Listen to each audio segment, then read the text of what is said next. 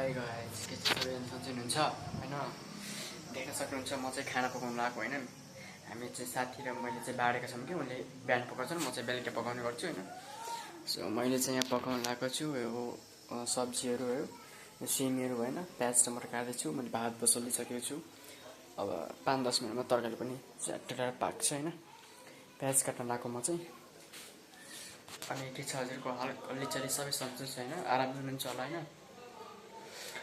I hope all these guys to be fine, honestly, everyone to be happy, yes.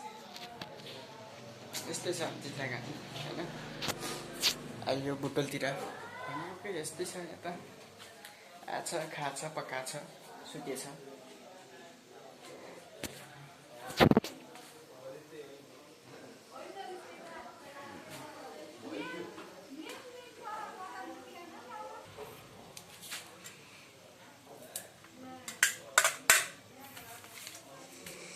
टमाटर काट्न पर्यो हैन। टमाटरलाई चाहिँ त पहाल्दिउँ के।